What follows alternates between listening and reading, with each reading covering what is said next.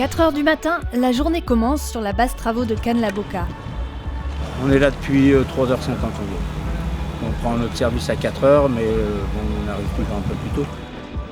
Au retour du chantier de renouvellement des voies entre Antéor et Jean Lépin, une petite dizaine d'hommes manœuvrent pour casser les trains qui composent le train-usine, long de plusieurs kilomètres.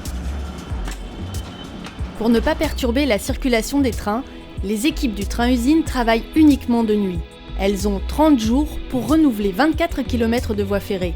Un travail qui ne peut s'accomplir qu'en parfaite liaison avec la base arrière. Les bases arrière, il faut qu'elles soient quand même assez proches du chantier pour que les temps d'acheminement entre les bases et le chantier ne mangent pas complètement le temps de travail et le temps d'entretien. La dégarnisseuse doit partir sur un autre chantier à telle date, il faut qu'elle parte à cette date-là. Le train de coupe, c'est pareil. C'est pour ça qu'il faut optimiser tous les jours la production pour essayer d'en faire le maximum dans le délai qui nous est imparti. Chaque nuit, une réunion définit la composition du train-usine en fonction de l'avancement des travaux. À partir de cette feuille de route, une cinquantaine d'hommes va se mobiliser de 4h à 22h pour permettre aux trains-travaux de repartir le soir. La mission première de la base, c'est d'avoir tous les matériaux qu'il faut pour réaliser le chantier, de faire les formations de train en respectant les compos qui nous sont donnés et de mettre tout ça à l'heure pour le départ et toujours pareil pour une production maximum du chantier. Enclavée entre les immeubles d'habitation et le bord de mer, la base de Cannes-la-Boca est la plus grande de la région. De la frontière italienne à Toulon, c'est la seule gare de triage à offrir les 10 000 mètres linéaires de voies nécessaires aux manœuvres des trains. Sa surface de 10 hectares est essentielle pour le stockage du ballast et des traverses. Chaque traverse fait 300 kg. Et on en met 32 par panier, et il y a 5 paniers par wagon. 46 000 mètres de rails, 36 000 tonnes de ballast et 38 000 traverses seront utilisées. Pour mettre en place la logistique d'un tel chantier, il a même fallu installer la dégarnisseuse et une partie du ballast sur la base de Carnoul, à 100 km de là. À Cannes-la-Boca, tout le faisceau de voies ferrées est occupé. Dès 8 h du matin, la base arrière tourne à plein régime pour décharger les matériaux usés, stocker et charger le nouveau ballast et l'envoyer sur la rampe d'arrosage.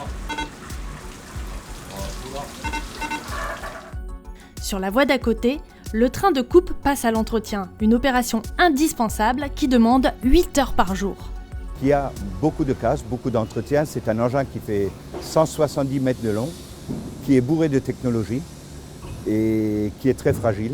Et pour ce faire, il nous faut une zone de travail assez large, on le voit bien, parce qu'on a des engins élévateurs qui tournent autour, qui peuvent tourner autour, et on a 19 personnes qui travaillent ici. Quant aux matériaux usés, ils sont évacués quotidiennement du chantier. Les rails qui ont été récupérés au chantier, ils sont rechargés directement dans les camions pour repartir en fonderie. Tout ce qu'on dépose est recyclé en même quantité que les produits neufs. Pour tenir la cadence, ici on mange et on dort sur place, en wagon ou en container dans la zone qu'on appelle le train-parc. Le gros avantage, c'est qu'on a fini notre travail, on va dormir et donc on gagne des heures de trajet, des heures de sommeil en limitant les trajets.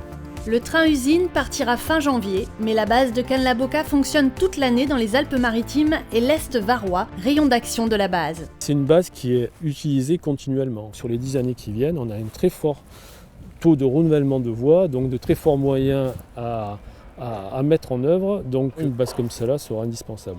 Sur la Côte d'Azur, il y en a très peu. Il n'y a finalement que celle de Cannes-la-Boca qui représente une vraie infrastructure pour pouvoir travailler. Dès 16 h, les équipes de jour doivent laisser la place aux manœuvres qui reforment les trains.